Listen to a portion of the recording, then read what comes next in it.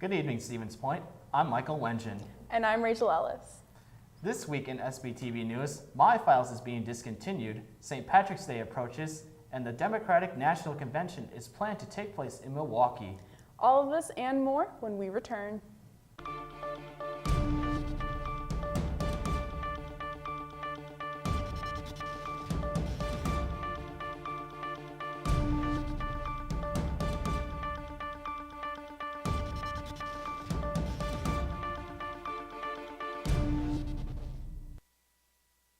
Of UWSP's budget changes, a new School of Design has been approved for the university. This program would combine academic programs in art, graphic design, and interior architecture, and would be the first of its kind to offer education that unites 3 nationally accredited Bachelor of Arts and Bachelor of Fine Arts programs. Students in the School of Design would share foundation classes for their first year, helping to foster a sense of community and connection to design disciplines, while allowing students to become more aware of the options available to them in the profession, and allow students to explore different options if they do not have a clear definition of their future career. Pending approval from the UWSP Board of Regents, the school is scheduled to launch in the fall of 2020. Information Technology is discontinuing the network storage device Myfiles at the end of the spring 2019 semester due to budget constraints and outdated hardware. On April 13th, everything on Myfiles will be read-only, and that meaning that the files inside cannot be edited and new files cannot be created. On May 31st, the service will be turned off completely. The new storage device that will be used in place of Myfiles will be OneDrive. There are posts on both D2L and Canvas for more information on how to use OneDrive and how to prepare for the transition. Information Technology strongly advises you to transfer your files off of Myfiles prior to April 13th. The UWSP Art Department is hosting a new unique event that they plan to have for a long time. What kind of event blasts Bob Ross music and paints with pies? The first annual Art Forward event organized by the Carlston Gallery Student Advisory Committee, the American Institute of Graphic Arts, Sculpt, the Student Art League, and the Association of Art Historians and Scholars did that and more. Art Forward, a happy little shindig, was created so that the art department can showcase their student clubs, meet the professors and fellow students, and have an excuse to play some fun art games. This is the first year the department has thrown the event and is hoping that the Art Forward will become an annual celebration. For more information, contact the College of Fine Arts. The Global Connection is an activity that brings students close to nature and promotes connection with communities. SPTV's Wan Chen Lee has more. InterVarsity is a vibrant campus ministry that establishes and advances witnessing communities of students and faculty. Global Connection is one of the events that organized by InterVarsity. International students was invited to come and serve behind the scenes. Those who faithfully and generously give to InterVarsity's ministry. The purpose of this event is to consider the missed connections in life and how people can respond to them to deepen relationships. Students from different countries gather together and share the different experience and culture exchange. Different country students represented in Global Connection, such as China, Japan, United States, India, South Korea, Malaysia, Brazil. This is a good opportunity to connect with environment and make a relationship with each other. For SPTV News, this is Wengrzyn. For more information, contact UWSP InterVarsity. Frozen ground and rain in the forecast has put the entire state of Wisconsin under flood watch starting Wednesday, March 13th until Friday morning, March 15th. This means that there is a chance that a flood may occur, but won't necessarily happen. During a flood, remember to avoid walking and driving through high-moving waters. According to National Geographic, even 6 inches of water can make you fall. If you need to walk through the water, make careful observation that it is safe to do so. Power lines, sewers, and septic tanks may be damaged from flooding. For now, the best course of action is to prepare your home for possible seepage of water, especially for flooding in basements. If any flooding in your area is to occur, be wary of ice forming overnight and road closures. A volunteering opportunity for students to travel down to Tennessee has been brought back by popular demand. UWSP is partnering with Living Lands and Waters for the annual service trip. Volunteers will stay in Memphis, Tennessee and take part in cleaning the Mississippi River and pulling trash from the water. The trip will take place from March 17th to March 22nd, and the total trip will cost $200 for lodging to stay at the Memphis Comfort Inn. Lunch and breakfast will be provided each day.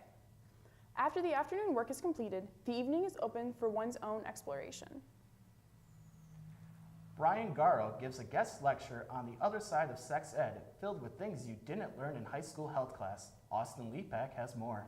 Bondage, safe words, rope, and sex toys. These typically aren't things brought up in a public setting, but on Wednesday they were the main focus of the Other Side of Sex Ed event. The guest lecturer Brian Garrow went into detail on how to safely practice sex involving fetish play. Kat Wegner, the student Greek life coordinator on campus, organized the event as a way to shed light on a normal subject that is usually seen as risque. I definitely make it a safe space where it's like, I don't judge. There is no kink shaming, there is no judgment, no matter what your sexuality is, your gender, what you're into, what you're not into.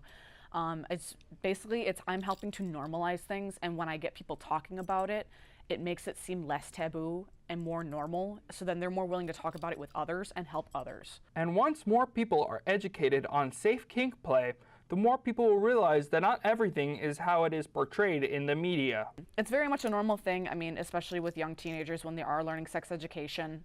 They are exploring things, and a lot of it also comes down to porn. There's a lot of stuff in porn where it is a fantasy, and just because you see it in porn does not mean that's how women should be treated, does not mean that the things they're doing are safe, does not mean the things that they are doing are completely consensual, and like a lot of people don't realize that there's a lot of talking, a lot of trust, and a lot that builds up to having a relationship where you can explore kinks and fetishes. The main takeaway from the evening was that no matter how kinky you think you are, as long as you and your partner are safe and trust each other, you are as normal as everyone else. For SPTV, this has been Austin Lepak. Safety always comes first, even when dealing with the other side of sex education. If you want more information, talk to the Greek life coordinator, Kat Wegner. Sunday, March 17th is St. Patrick's Day. It is also known as the Feast of St. Patrick or Festival of Patrick. It is a cultural and religious celebration held annually on the 17th of March.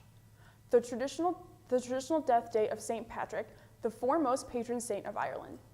St. Patrick's Day is known for its elaborate parades, shamrocks, leprechauns, and anything that is green and Irish. People also associate drinking with this holiday. However, remember to be responsible this weekend with your celebration activities. St. Patrick's Day comes in as one of the top 4 most drinking days of the entire year. 3 out of 4 fatal driving accidents that happen on this holiday involve a driver who was 2 times over the legal drinking limit. St. Patrick's Day is not an excuse to break the law. Keep yourself and others safe by not drinking and driving. That being said, have a green holiday from all of us at SPTV. And that wraps up all of the news stories we have for you tonight. Coming up next, we have sports with Joey Huebsch. We'll be back after the break.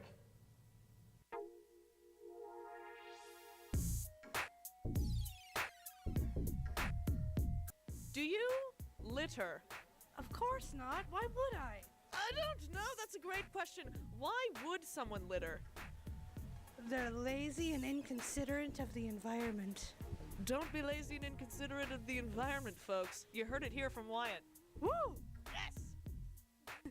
What do you think about littering? Bad. Bad. It's terrible, right? Pretty much. Yeah. What would you say to someone who litters? Please do not litter. Throw it in the trash can. This is a wise person I am talking to right now. She knows all. Thank you. You're welcome. And so I believe that we should all do our part and keep our environment clean because we've only got one Earth and we're not gonna do any good to it by repeatedly destroying it. So, Yes. Do you litter? No. Why's that? Because I want to save our planet, and because I live here, and who doesn't want to save that?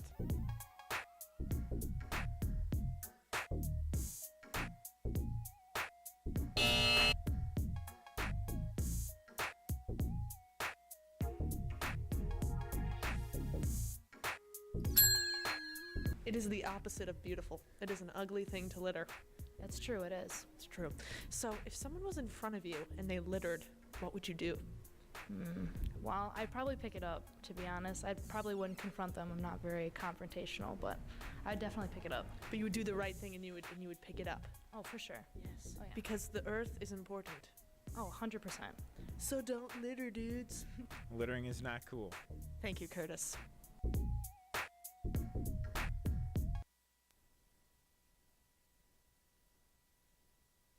Tobacco use is the largest preventable cause of death and disease in the United States. Cigarette smoke kills more than 480,000 Americans each year. 41,000 of these deaths are from exposure to secondhand smoke. Smoking harms nearly every organ in the body. Every day, more than 3,800 kids under the age of 18 smoke their first cigarette. More than 16 million Americans live with a smoking-related disease. On average, smokers die 10 years younger than non-smokers. Smoking causes cancer, heart disease, strokes, lung diseases, diabetes, and chronic bronchitis.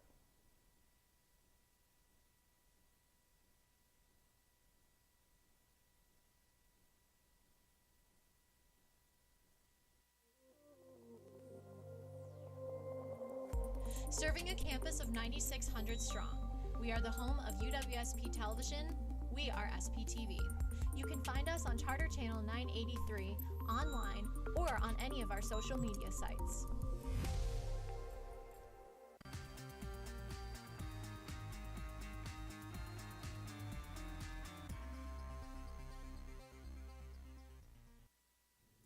Welcome back.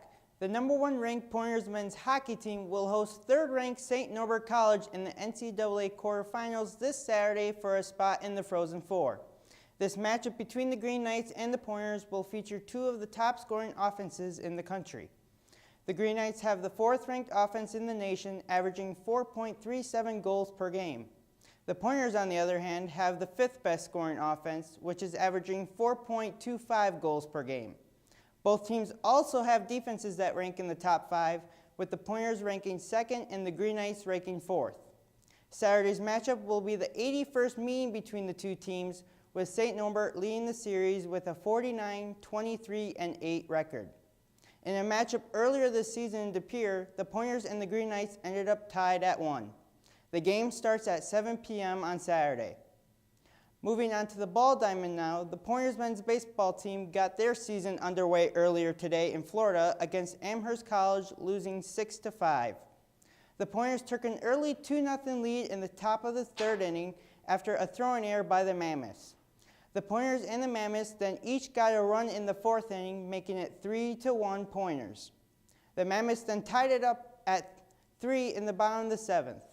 The Pointers then scored 2 in the top of the 9th to take a 5-3 lead into the bottom of the 9th. The Mammoths, however, scored 3 runs in the 9th to get the win over the Pointers.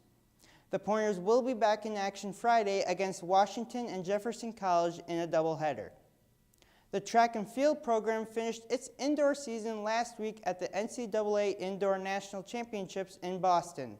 Michael Wengrzyn has more on the program so far this season.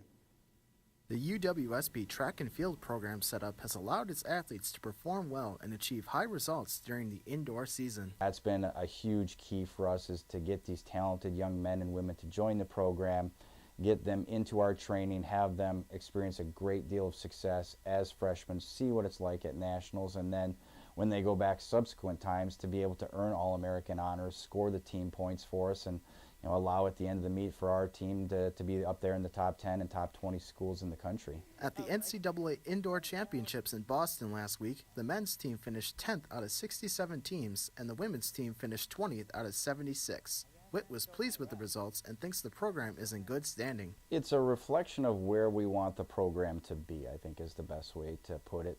We want to consistently be a top 10 or top 20 level program.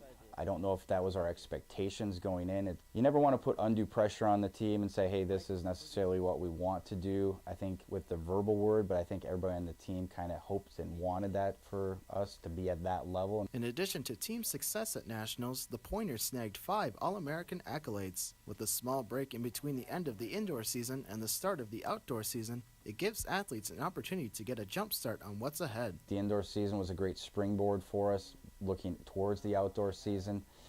For people to get to nationals, earn All-American honors, gain that experience at the national championships, there's really no better springboard than to have a high level of success indoors to try to carry that towards the outdoor season. Although the outdoor season starts at the end of March, looking ahead to a season of more opportunities and cooperative weather is what Coach Witt is hopeful for. Would love for the men to get another top 10 finish and see if the ladies can be closer to a top 10 as well, but we'll see how the cards shake out for us. Can we stay healthy? Can Mother Nature give us some weather to get some performances, and see if we can coach them to the best of our abilities and build off what we just did indoors. This is Michael Wengrzyn reporting for SPTV Sports.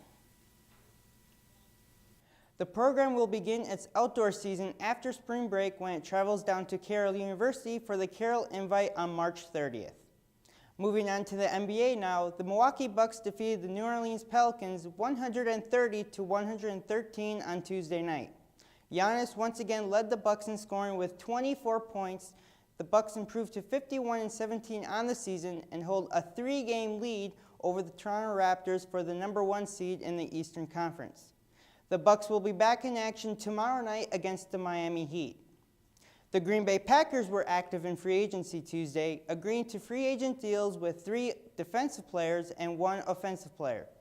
The Packers agreed to a 4-year, $66 million deal with outside linebacker Zadarius Smith.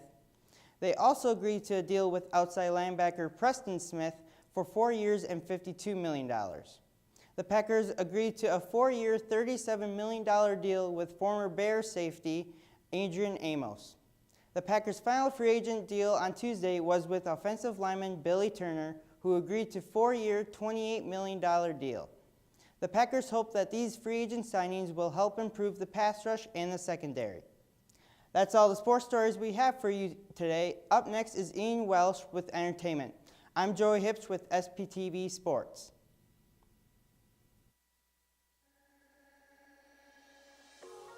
The Media Studies is a program for people who love to tell stories, whether that be in written form, visual, or audio. Media Studies is exciting because it's always fresh, it's always new. Media is at the center of everything we do.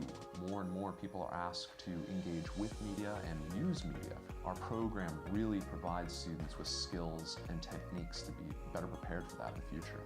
We offer courses in media production, both video and audio, nonfiction and fiction, music production, journalism, film studies. Media Studies is a great way to get hands-on experience in the field that you're looking to do. They teach you the basic concept behind everything, and then they tell you to go do it. We really pride ourselves on thinking of a wide set of opportunities that we can give our students. The student organizations are a great asset. We have SPTV, the student television organization, 90 FM, the radio, and The Pointer, our student-run newspaper. It's a great way for students to get involved, learn skills that they need for class, and meet new people. Some great facilities where our students can hone their skills. There's a giant studio in the center of the comm building. I've had quite a few classes in there. A lot of our classes are very hands-on, they're very interpersonal. You're getting the skills that will allow you to create your future, and I think that's what makes it a truly amazing experience for students. There's an incredible range of options for graduates. We've had students go out and become independent contractors, work for radio stations, newspapers, with TV stations. Everyone is different and they have their own unique style. In all the classes and all the student organizations you get involved in, you have a lot of flexibility to really create your own work and do it in a way that means something to you. We're excited to see what students are making and what they want to make, and how we can help students get from where they are to where they want to be. I'm in a video production class that's teaching me how to film documentaries. I'm also in a screenwriting class and I get to learn how to write movies. So I'm doing all these different cool things and I love it every day.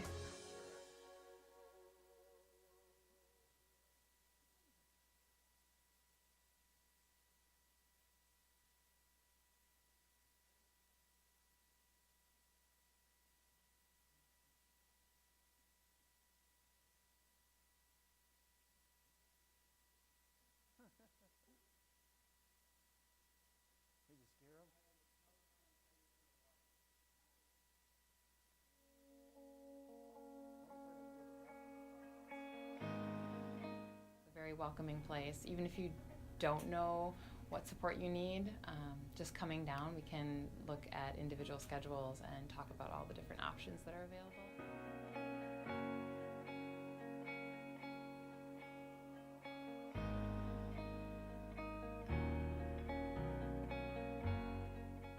that the TLC can definitely help students even for the slightest little bit. The writing lab, especially because you're going to have to write papers for any of the classes, they're able to proofread those and give you feedback on those. The writing lab has been around since 1973, and it's the second oldest writing lab in the United States, which is kind of cool.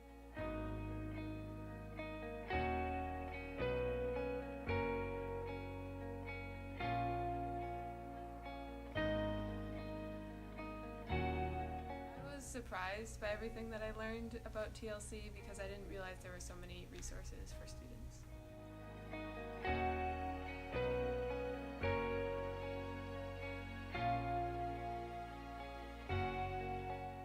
To see more students down here. I mean, it's great that we have 35% of the student population utilizing us, but that means that we have 65% that didn't utilize us, and I know we have support services that could benefit just about everybody.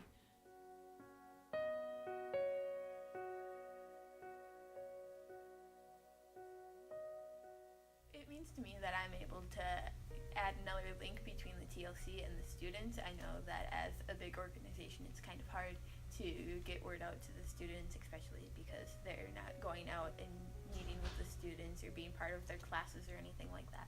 So having that extra link probably helps them out a lot. And when you come down, there's free coffee, tea, and hot cocoa, so make themselves at home and learn a little bit about how they can be supported.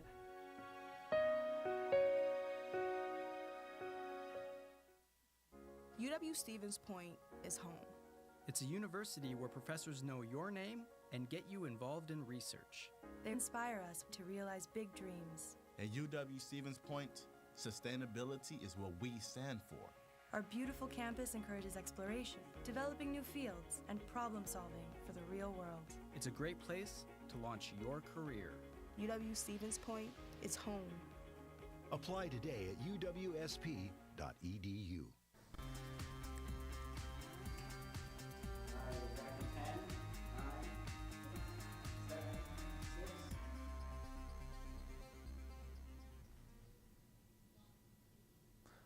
Welcome back, Pointers. The Catholic Church is calling for an apology from Saturday Night Live after a skit on Saturday. Pete Davidson, during SNL's Weekend Update sketch segment, compared the counts of sexual assault against R. Kelly to the counts of clergy abuse against the church. The Diocese of Brooklyn posted a statement on its website on Monday demanding that SNL and NBC apologize for the joke. The statement said, quote, "Apparently, the only acceptable bias these days is against the Catholic Church. The faithful of our church are disgusted by the harassment by those in news and entertainment, and this sketch offends millions." SNL has not yet responded to the statement. The annual Out on Screen LGBT Film Festival is returning to UWSP, presented by the Gender Sexuality Alliance. The festival will start on Tuesday, March 26th, and will continue throughout the week. The films this year include The Misinformation of Cameron Post, Dyke's Camera Action, Every Act of Life, and Can You Ever Forgive Me? All the films will be shown at 6:30 p.m. in the DUC Theater. The movies are free and open to all. Renowned singer Dame Herosina is coming to perform in Stevens Point. Born in Havana, Cuba, Herosina began singing semi-professionally at the age of 8.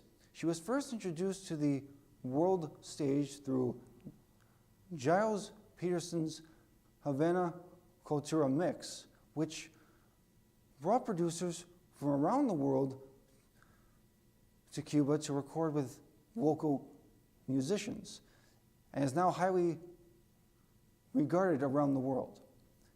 Erosina's music is a mix of traditional Santerian chant, jazz stylings, contemporary R&B influences, and Afro-Cuban rhythmic complexity. She will be performing at the Michelin Hall in the Noel Fine Arts Center on Sunday, March 24th at 7:30 p.m. Tickets are $10 for UWSP students and $17 for the general public. If you are interested, tickets are available for purchase on Erosina's website. And that's all the entertainment stories we have for you this week. Coming up next is Breanna Schmitt with Pointer Politics. I'm Ian Welsh with SPTV Entertainment.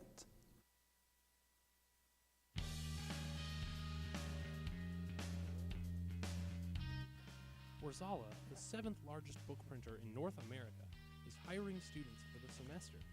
We are 100% employee-owned and located right here in Stevens Point, Wisconsin. All shifts currently hiring, with jobs starting at $10.80 an hour. Hours are flexible. For more information, contact the Wegrzyn HR department.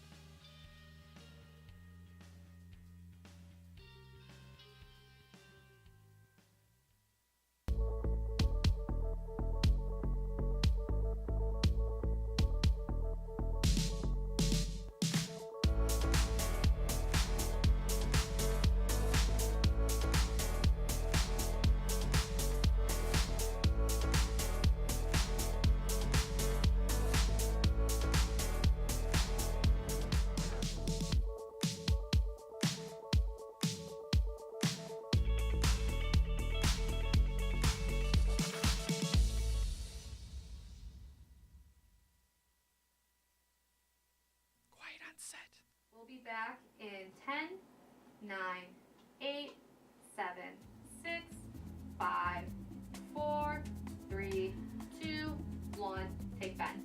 Live at SPTV, mic check, audio check, news directors adjusting the sound, teleprompter running smoothly. Floor director, alert! Cameras are rolling, bring in the talent. Where's the makeup artist? Anchors ready for the news. Are you ready to join SPTV? That's a wrap. Welcome back to Pointer Politics. Milwaukee has been chosen as the city to host the 2020 Democratic National Convention, outselling notable cities such as Houston and Miami. DNC Chair Tom Perez says that the status of Milwaukee as a majority-minority city represents the diversity of the Democratic Party, and the city's union history reflects the party's commitment to organized labor. He also mentioned Wisconsin's history on the environment and education. Milwaukee raised over $11 million in hard commitments for the convention, with no city or state tax dollars being used to contribute to the cause. This will be the first time the convention has been hosted in a Midwestern city outside of Chicago since 1916. The projected number of visitors for the event is estimated at 50,000 people and has a projected impact of $200 million on the region. Former Governor Scott Walker, along with other political figures in Wisconsin, react to the DNC location announcement. CNN's Rose Schmitt has more. Former Republican Governor Scott Walker is celebrating the news that the Democratic National Convention is coming to Milwaukee. He championed the deal that brought Pfizer Forum to Milwaukee. That makes me proud that for any convention, whether it was the RNC or the DNC, something that big is going to be held and something that we played a part in. Walker and fellow Republicans agree the convention will give the city an economic boost. I think it's super for Milwaukee, it's super for the state. You know, their money is not red money, it's not blue money, it's green money. GOP strategists say they believe the convention will highlight the contrast between their party and the Democrats in a city with a, quote, socialist history. It's also an opportunity to show the people of Wisconsin a front row seat, just how far left the Democrat Party on a national level has gone. Meanwhile, Democratic Lieutenant Governor Mandela Barnes told reporters the DNC will provide a huge opportunity for his hometown. this is absolutely the right call for so many reasons.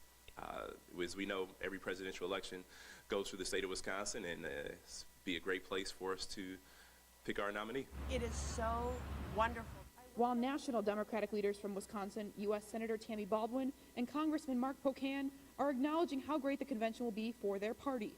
It's significant that they've looked at Wisconsin, and they're looking at the upper Midwest as pivotal to the 2020 elections. Pocan joked that this means the 2020 Democratic presidential candidate will have to come to Wisconsin now. I think it's going to really send the message that we need to send looking at 2020. Whether the 2020 Democratic presidential candidate visits Wisconsin or not, officials still agree that having the DNC in Milwaukee will be a huge economic boost for the city. That's all we have for you this week in Pointer Politics. I'm Breanna Schmitt. Now back to Michael and Rachael. Thanks, Bea. That's all we have for you this week in SPTV News. We will not be having news next week due to spring break, but we will be back on March 28th. Until next time, Stevens Point, have a great night and have a great spring break.